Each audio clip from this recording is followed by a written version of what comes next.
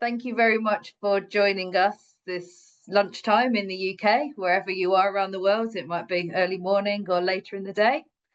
Victoria and I are going to just talk to you a little bit today about the college, and hopefully we'll get a chance to highlight some information about the courses that you're interested in. So just before I start the presentation, I just wanted to thank you for joining. I know deciding to apply to university is a big move, a big investment, and you've got lots of choices. So I am going to share my screen, hopefully now. You have something to say. You know it, we know it. But how can you show it? Creativity can be challenging. Maybe you'll do something unexpected. Dream up an idea, then flip it on its head. Maybe you'll look a little deeper, imagine new futures, tell new stories, make people feel things. Maybe you just don't know how to show it, and you try one way and then another way, and keep trying and failing until you find the right way. Your way. Because whatever you have to say, however big or small it might feel, you owe it to yourself to say it. Take your idea, make it a reality, and then set it free. Creativity can be challenging, sure, but guess what? You're up for the challenge. So, what are you gonna say?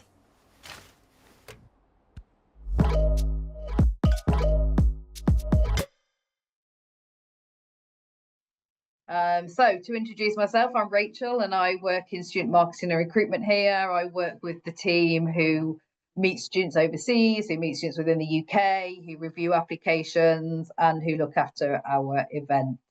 Victoria, do you want to introduce yourself? Yes, hi, I'm Victoria. I'm a recent graduate from graphic and media design at LCC, and I am now doing a postgraduate at the Royal College of Art, but I will be assisting Rachel today. Yeah, thanks, Victoria. Great to have your experience of being a recent graduate, so going through the whole journey. What we're going to cover today is a little bit of an introduction to the college. I'm going to talk about our courses. I'll talk a bit about how you'll study, how we'll support you, including after you study. London College of Communication, we are a world leader in creative education. We're second in the world according to the art and design rankings from QS. And we've recently just heard we are ninth in the Guardian rankings in the UK. So that's of all universities in the UK, we're number 9. We are first in some subjects as well across the university. And many of the subjects at LCC, we are in the top 10. So animation, graphics, journalism, marketing and PR. So that's something we're really proud of. The reason we have these rankings are that we are really focused on the student experience. We have high spending on students, small class sizes, and we also have great links with industry accreditation and partnerships. And as the university, we've got like a really extensive network of alumni all over the UK. We have one answer so far. Do you want to tell me which course it was? Graphic design starting 2026. Okay, do you know if that's undergrad or postgrad? No, unfortunately, it doesn't say. It doesn't say. Okay, maybe they want to let us know, because obviously, Victoria, you can speak in a lot of detail about the your experience on the course of undergrad. That would be good. So we have the university has 5,000 students studying with us from over 100 countries. Lots of those students come from us all around the world, like I say, over 100 countries. But we also have lots of students who study with us who live quite close to us in London. So they might be living at home and commuting to study with us, or they might be living in the southeast of the UK. So our mixture, our students body is a real mixture of students who are very close to us and those who are coming from all around the world. We hear a lot of feedback from our students that they feel listened to, that they welcome the diverse community. And actually, by one of the measures we look at, so we survey all students in the UK, we're doing really well for that. So actually, we're really performing well in terms of being welcoming for our student community, and we're striving always to be inclusive. Lots more work to do. Our students are very challenging to us. They push us daily to be as inclusive as possible. When you join us, you'll be in London, of course. Lots of the money in the creative sector is made in London, but it's a great for student experience as well. Lots of restaurants and shops, leisure activities, and we're also very well connected for work. So people might live, like I say, and travel in and out of London, and we're very well connected for that. At the college, we're going for an exciting phase of our development. We were set up as a communication college in the 60s. And so this image here you can see is someone using what would have been the sort of height of technology, probably stuff you can do on your smartphone now, a big investment in current technology. But really excitingly, we will be moving to a brand new purpose-built building, which is being built directly opposite us. So if you join us for an undergraduate course, you will be studying for most of your course in this new building. It's been designed by staff and students, and it's been designed to really reflect how creative industries work and to reflect how we want to teach people to be creative learners. So we're staying in the same place. This is literally opposite us. I can see the building going up. But it's going to be purpose-built, a really great space for students to study. Before that, we're continuing to invest in our current building. So if you're studying with us in our current building, the one I showed originally, you'll still have access to great facilities. So just wanted to, that's who we are. I want to talk a bit about why you might want to study with us. We recognise that students have got lots of choice, like I say, and committing to a university is a big move, and it's an investment, and it's investment of time and money. These are why we think studying a creative communications course is a really good idea. There's high growth in careers and jobs in this area. We know that people are increasingly concerned about roles that may be using AI or jobs being replaced by AI technology. There's consistent feedback from employers that they really need people who are good at using technology, so people who can be creative and have ideas. So while some tasks might be replaced by technology, we know that employers consistently need, people to work with them who have good ideas, and that's what we teach here. So we teach people how to use technology. Our students and graduates are creative, and they're good at problem solving, and they're good at dealing with change. And these are some of the reasons why a career in creative communications can be so valuable and rewarding. The other thing that our graduates puts them in a really good position is that if you have a background in something like graphics or video or writing or journalism, animation, these are the kind of roles that exist in lots of different industries and companies. So if you're you may be employed to work in the local council or government or a medical company or a newspaper, as well as maybe those roles in creative organizations that you're already aware of, like TV companies as well. So our graduates go and work in a range of different roles and for a range of different companies. I'm going to stop talking now, and I'm going to hand over to Victoria, who's going to talk a little bit about why she chose LCC, how she chose us, and just give you a little bit of background on herself when she was at this stage. Before I started studying at LCC, I was like you, all looking around and interested in colleges and universities where I could study design. For me, what was really important was the connection to the industry and how the course would be built. So during my time, it was during COVID, so everything was online. I couldn't go to an open day, although I highly recommend that if you want to know more about the college and the facilities. For me, they organized these online classes where you could get a bit more insight into what the course would offer. So I would look into these different offers that I had and decided that graphic and media design felt the best tailored to me. And from what the university had to offer, all of these builds connections to the industry as well.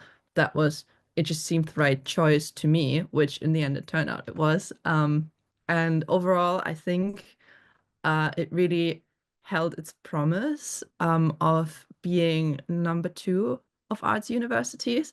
I did also take that into consideration, to be completely honest, because I do think that especially in a very competitive world like the arts world, a university with a good reputation will be helpful. People will just know it globally. And that's kind of what led me to decide to study at LCC, and I can say I don't regret it. I had a really good time, very, very good and invested tutors, a lot of specialized tutors that could help you with different interests of graphic design, but you could also really go above and beyond. So that was just a great experience. So the course in itself can be very broad. You can explore your interests, and you should be really aware that it will not be like a school that you will have a full timetable. You have to really pick and choose what you want and be proactive. But I think the offers are there, and that's what made it so great for me. And even now, it prepared me for what I'm doing now as an MA at the Royal College of Art. The UAL and RCA are quite close, so in that sense, it really prepared me well. So I'm going to talk about our courses. I will focus on the ones that I've heard most about so far, but please do jump in and clarify if you're interested in something else or a different level. Within the university, within the college, within London College of Communication, we separate our courses into 3 schools. Design school is where Victoria studied. Media school covers media practices like photography, right through to theoretical courses in media communications, and courses that cover like creative strategies, so advertising and public relations fit in there. Our screen school covers, as you might imagine, things like film, TV, animation, and games design. So a really buoyant area of the college. So within the design school, our undergraduate courses fit within these 3 programs. Victoria studied on graphic design, which is actually our only undergraduate course within the graphic design communication program. But as you can see, we have a range of design courses. So these within branding and design innovation have a focus on design for art direction, which is a really inclusive course that covers lots of different areas and you sort of work to be the person who puts together the whole look and feel of a designed piece of work. Design management has a focus on how you might design for business, so how you might work with creative industries within businesses. And graphic branding and identity, as you can sort of probably pick up, has a very clear focus on communication branding. I'll let Victoria talk about graphic media design because she's more of an expert than me. But what I did want to do before I do that is just highlight, we've got a new course within our suite of courses. We're really excited about this course. BA Interaction Design. So this is a merger of some of the courses we had previously. So it's a merger of our interaction design arts and user experience course. And we've merged this because we think this is a really new and exciting area of design practice. There are 3 pathways within the course. So you can choose to specialize in creative technology. You can choose to specialize in user experience or in systems and service design. At the point you apply, you don't need to know which area you're interested in. You apply for a common year 1, so you apply for the course. And in the first year, you get to try these different areas and specialize in your second year. We think this is a really exciting course because it's really about how humans interact with technology. And that could be really high-tech technology like AI and immersive techniques, or it could be quite low technology. Some of our students use paper and cardboard and build things out of wood, so and use coding. So it's really mixed in terms of the actual work that's produced, but the focus is really in all of these pathways is about how people interact with technology. But you might choose to specialize in a particular area. So this is a really exciting course. It comes out of a tradition of other courses we've got, and I've just shared here an example of some work from a student on our interaction design arts course that she made for an exhibition in Singapore recently. So Victoria, I'm just going to hand over to you to talk about your experience on graphic media design? And because we know we've got someone who's interested, I'm sure they'll. As I mentioned before, the course can be quite broad, so you can really explore your interests, which is great because I had a background in cabinet making beforehand, and I could apply that in some areas. And this work example that you see in the presentation right now is actually something that I did in my second year for a self-directed project. I really wanted to learn more about technology and code, which overall it was a really big project, but in the end I decided to just make a book about the process as well. So you can really make use of those facilities. And all of these workshops are free to use. So you can do an induction and then book a session or talk to the technicians, and they will be able to help you. There's some really great resources there for bookbinding, print, any type of print, from traditional print like letterpress or screen print to digital print. Everything is pretty much covered. And even if not, the technicians are always really helpful and in sharing their resources and really help you in getting your projects done. I really had a great experience with that, and just going in and merging traditional handcrafted technologies with digital processes and just make that part of my work. So that is one approach you could use. I also know that if certain people were interested in different areas like UX design or graphic and media design, they could focus on that. There is tutors there that specialize in different fields, and they can usually help you really well in what you want to go, what you want to do. So it's quite tailored to you, especially in the final year where you decide on which direction you want to go to, because it kind of starts with the first year that you will have time to just explore and figure out what you want. And then it narrows down more and more the further you go into your final year, where you will hopefully know what you want to do afterwards and can work on that and really refine your direction. So that is, I think, a really good approach. You don't have to be too stressed about starting your BA course and thinking, oh, I don't really know what to do afterwards. I just want to explore first, because that's totally fine. And I don't know if I should mention that here already or not, but I also took the time to do a placement year in the meantime to really go into the industry. So that is also an option if you're interested in that, to gain a bit more professional experience. Thanks, Victoria. That's great. Yeah, we'll talk about the DPS a bit later, won't we, in more detail. So also in our design school, these are the MA courses. So we talked about undergraduate, really similar. Almost all of these courses map. So we have an undergraduate and a postgraduate version of the same course, with the exception that some of our courses at postgraduate level can be more specialist. So design for social innovation and sustainable futures, I think it's clear from the title what the focus of that course is on.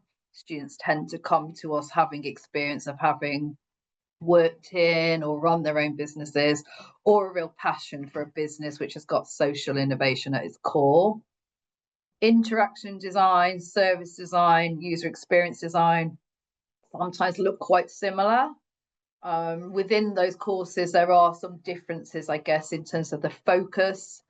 In particular, the difference between service design and user experience design. We would say that service design is interested in how a variety of interactions build together to develop a service, where user experience design, the students would tend to focus maybe really in the haptics and the individual's experience of a specific experience. Our media school, communications and media program, covers, if you like, I mentioned the sort of ideas for creative businesses. So you might do advertising, public relations, and you'll be assessed on your ideas for those creative businesses.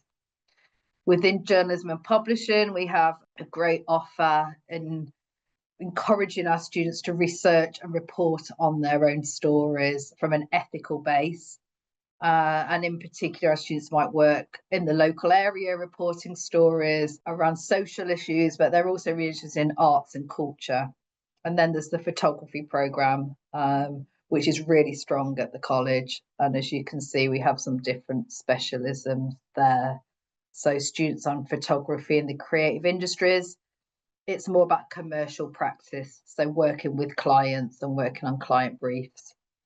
Photojournalism, documentary photography, Students will specialise in reporting using photography, or they might want to develop a story using photography, a long form story. I realise this slide is slightly out of date because our magazine journalism and publishing course is being relaunched for 26th entry as journalism and publishing. So this is a new BA course. I just wanted to highlight students on this course will learn how to research a story. They will learn how to ethically and legally tell a story, but they'll also be interested in the business strategy of journalism. So they will learn how people make money from subscription models and paywall models, and their final assessment will in fact be content and the strategy. Our students who join us from within the UK may have the opportunity to find a mentor through the John Schofield Trust. And that's a great opportunity for them, basically work with someone who's really senior in the industry, have them as a mentor. And we know the students who took the previous version of this course are telling us that they really felt ready for the future of the industry. So even before we revamped the course, we know that our graduates were feeling really ready to do well in this industry, which is changing a lot. So again, at postgraduate level, a very similar offer of courses to undergraduate, so I won't talk too much about that. So we have a film and TV programme. Within it, we have film and TV and film practice. Sometimes people think these courses are very similar. What's the difference between these two courses is something we get asked about really often.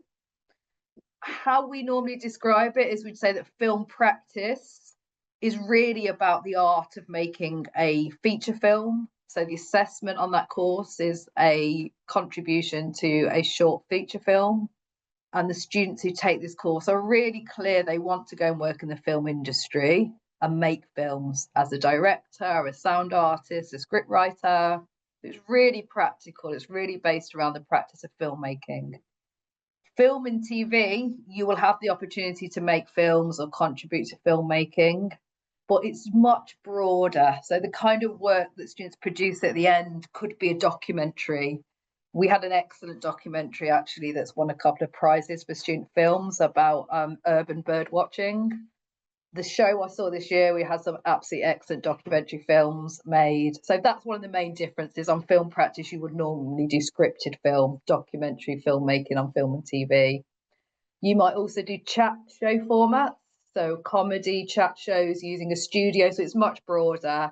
You also learn about the business of filmmaking within that and the TV industry. So it's just a really broad course in which you can choose to specialise. So I hope that kind of gives you a feel for it if that's something you're interested in. Animation is a really big area for us. It falls under our programme of moving image and digital arts.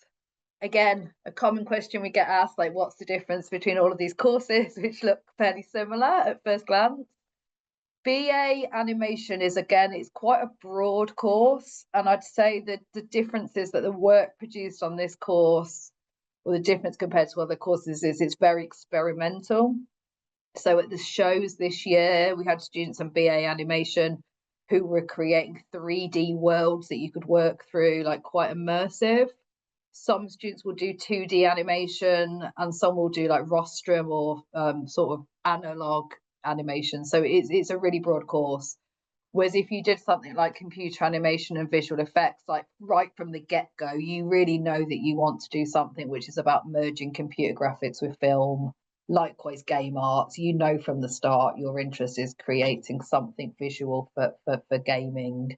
Whereas games design is more behind the scenes, so developing the rules of games. And then sound and music, a really growing area for us. You can't have a film without a music soundtrack. You can't have games without sound design. So a really popular area for us and growing. And then at postgraduate level, we have got a very similar suite of courses. If the person was interested in MA animation rather than BA, I would say one of the key differences for this course, or a key feature of the MA animation, is that it is very much designed as a course for people who may not have done animation practices before. So if you've done art and design or design work or just have a real passion for animation, there's a chance you'll be accepted for this course. It comes from a really broad background of courses. or experiences, whereas something like 3D animation, visual effects, virtual reality, normally people have done something similar in animated work before. And again, hopefully here you can just see the level of specialisms at postgrad is quite high. As Victoria mentioned, if you join us for an undergraduate course, so that's a BA course, you have the option to take a diploma in professional studies.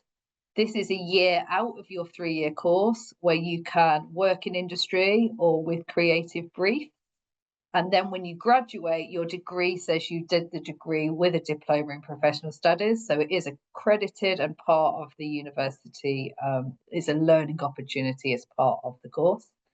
Victoria has done a DPS year, so I'll keep quiet now and let her talk about her experiences of doing DPS. Thanks, Rachel. So yeah, the DPS, Diploma in Professional Studies, that's something that all of the courses are now doing. From what I know, it's expanded last year, right? So that it's covering now all of the BA courses. And it means you can apply for it and basically get a year in the industry where you can go off and do internships, placements, or if you're a home student, you can also do awards work on your own work, for example, take time for that. It's just a great opportunity to gain more professional experience if you want to learn more about it, more about the industry, or if you're just interested and want to see what you could be working in. That's what I did. I did a few different internships. One was in the car industry with Mercedes. The other one was in fashion with a fashion brand called Iris van Herpen. So it was pretty different directions, but it really helped me to kind of refine and decide what I want to do afterwards and just see how these different work areas are, like the whole process of a big corporation in comparison to a smaller studio, and what I want later on in life. And it really helps you to build your network. And the great thing about it is that you really can explore. It is also a bit stressful, I have to say, that you need to find your own internships in the beginning. You will have a bit of support from tutors. There's a specific team of tutors that is always there to help you, and they will keep in contact with you during the year as well. But sometimes, especially in the beginning, it can be quite overwhelming maybe to find an internship and do all the applications. You have to do that yourself. And you can always talk to tutors about it if you struggle, but in the end, that is still your work. But overall, I really recommend the experience if you want to do it. And it's not going to be an issue in terms of student costs, since you will pay a lot less. You will not pay a full student year of tuition fee that you would usually pay for it. I think that pretty much covered it from anything that I know, since I don't really need to. I don't think I should go into more detail, since it's different, like which industry you're interested in, which course you're from, but that's the overall experience, and you will learn more about it as soon as it comes up in second year. Back to you, Rachel. No, thanks, Victoria. That's really helpful. And I should say, actually, we work with quite a few people in our team at the college who've done DPS year, partly because that year, and I know you said about experiencing difficulties, actually, that can be so helpful for building resilience and I suppose like work readiness. So like we love having people who work with us who've done the DPS year, because I think they've really had a head start in terms of sort of, knowing how to work in their roles. So, right, so I'm just going to talk a little bit about how you'll study and how we'll support you afterwards, and then we'll talk about the application journey as well, because I feel like we're giving you a lot of information. So, and then there'll be a chance for you to ask us any questions. So just to say, one of the key things about the college is we're really keen that learning is by doing. We think people learn best by trying and failing and trying again. And that is regardless of whether you're doing a making course or a writing course or a theory course. We really want you to think about the doing. So whether it's having ideas and plans. So we design our courses with industry in mind, and we have lots of professionals who come to teach on the course, whether it's guest lecturers or associate lecturers. Many courses have the opportunities to work with clients. So they might be given a brief from industry, where a company comes in and says to a group of students, please go away and design us some new packaging or a new concept. I just saw some fab work last year that was done by a brand called Pocari Sweat, which some of you might be familiar with, which is a Japanese drink. And they briefed some of our students on BA graphic branding and identity to create packaging for them. And that was, great to see. And they chose a winner from that course. So yeah, we want students to learn, to develop their work, and then to keep practicing. That underpins all of our work. And again, you have the opportunity to do that year in industry, or if you really want to explore technology and how that informs your work, you might want to consider the diploma in creative computing. To support your learning, our resources and facilities are absolutely critical. Some of our facilities are available for all students. Some of them are specific to your course. So Victoria would have had access to sort of studios that are open to all students, but also would have done some sessions that were particularly for her course. We also have a kit room where you can borrow equipment. So if you're coming to study with us, we say, don't worry about going out and buy a huge processing laptop. If you're doing games design, we've got facilities here that you can use or maybe can borrow. So we want to keep those costs down. We also have great libraries and resources. So our librarian team recently won an accreditation for their customer service skills. And so that's really important. And how we'll support you. So when you're studying, we'll support your careers and employability development. We have an employability hub where you can have one-to-one sessions or join sessions about industry, learn how to write a CV, learn how you might start looking for work experience. We have an employment agency in-house. So the students and graduates who work with us normally are working with us through Arts Temps. This is a business, it's a social enterprise business wholly owned by the university. And when students work with us or for other companies outside, they will always get paid the London living wage. And that's slightly higher than the actual living minimum wage. So we know our students are getting well paid for the work they do, and it's a great opportunity to build up some work experience. And then finally, as you would expect in university, we are committed to the well-being of our students. This is, again, an area we score well for. The feedback from students in this area is really positive. And in particular, just to highlight, if you feel like you might have a learning difference, maybe, but you're not necessarily, have a status as being disabled, then our team will work with you to put adjustments in place and make sure we're teaching you in a way that is fair and appropriate. So that service can be open for students who really just feel like they need to rethink maybe what is going to make their studies the most effective for them. So just to say, we don't just support you during your studies, we are committed to supporting you after you study as well.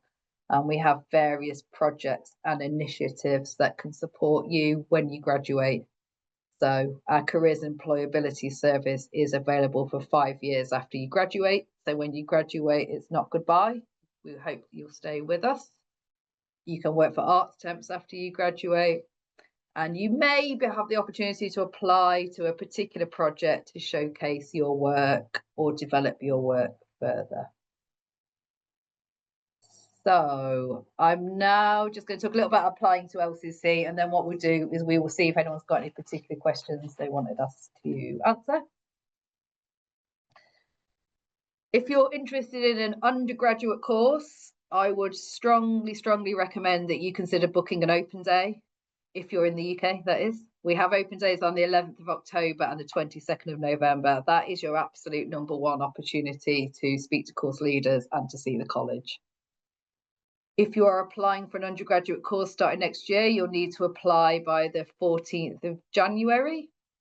And then if you apply and are made an offer from us, we will invite you back in to offer holder events. So if you're in the UK, quite a lot of opportunities to get involved. If you're outside of the UK, we will direct you to some of the resources that we have online. We'll talk about those. If you're a postgraduate student, we will be opening courses for applications shortly. And we would strongly recommend that you look at our online webinar series, which will be going live soon. And we'll be adding dates in November for you to attend a program-specific talk. So rather than me talking through in top-level information, we'll be inviting you to meet course leaders or program team. So you'll hear directly from people working with students. We also have an open evening in the UK on the 11th of February. So if you're in the UK, I should say, in London, come and see us. So we'll be listing that in the next month or so. But yeah, our postgraduate application process, we open applications. We have a deadline in December, and then we have a second deadline in March. So we would recommend, if you feel absolutely ready to apply and you know which course you want to apply for, make your application in December. You would then be invited to send a portfolio. You may be asked to attend an interview, and then we will get a decision out to you by March. If you're not sure which course you're interested in, or you really feel like you need to do more work with your application, you can apply by the second deadline in March. But we would strongly recommend applying earlier if you feel ready to do that. And then just to touch upon briefly, people often ask us what to put in a portfolio. What I should say is almost all of our courses ask for a portfolio. Not every single course does, so always check the entry requirements. But if your course does ask for a portfolio, and I'm only going to give you now some top line tips so you can go away and do some more research. Just really important things to remember. It should be professional but human. The team who review applications see a huge amount of applications. I would say don't be too tempted to go down the route of using like an AI or trying to create something that you think we want to see. We are really interested in you and your work. We are always interested in your individual experience. We want to see your passion and your enthusiasm, as well as your technical abilities. So don't be tempted to think we want to see the kind of portfolio you might expect, you know, someone to be producing in a professional organization for a report. We're far more interested in what you're doing and your ideas. And so for that reason, we ask you to include examples of research and development. In portfolios, we love to see where you've changed your mind about something. So if you were creating, for example, an app, if you want to apply for one of our courses like user experience, show us what your research is based on. Like, do you think there's a need for that app because, you know, you've got friends who are telling you they can't find out where the best place to buy something is? Show us how you research it, but also show us what decisions you made. So if you decided to prototype 2 or 3 different types of app and 2 of them were rubbish, include that in your portfolio. Tell us what you're doing. We want to see final pieces, but we also want to see development, and we like to see recent work. So don't sort of go too far back into your education history. We want to see recent work. But yeah, keep it about you. Your portfolio should reflect you. It should reflect your work. It will change during the time you study with us, but we just want to be able to look at something and really get a sense of your approach to your work. And that could be really different to your classmates, and that's fine, and that's brilliant. That's what we hope for. So if you're interested in finding out more, it's very early in the recruitment cycle. Do check out our requirements on course pages. So do you need a portfolio? If you do, find out more about it. The portfolio can be really critical for lots of courses. And we'd ask you to maybe consider coming back to join a more in-depth course session online or come in person to our open days. Visit us. Apart from the open days, we are welcome to visitors every Tuesday and Thursday to do a tour of the college. They're bookable online, and we'll send you links to those. But also, really critically, if you're based overseas, do think about maybe going to visit one of the UAL representatives. These are people we work with who are based overseas who could offer you really in-depth guidance and advice on making your application to us. So hopefully that is the kind of information you were hoping we would cover today. Thank you so much, everybody. You've just been a great audience. I think what I'd like to urge people to do is, if you have got any specific inquiries about your personal circumstances or how we can help you, is to email this email address, general inquiries. We can share this with everyone who's attended afterwards, lcccontact@arts.ac.uk. And if in the title of your email back to us, you write webinar attendee or something about discovery webinar, I'll make sure it comes through to me to answer those questions for you. So I hope that's clear. Okay, but thank you so much, everyone, for joining. It's been great to meet you all online. Thank you for your time.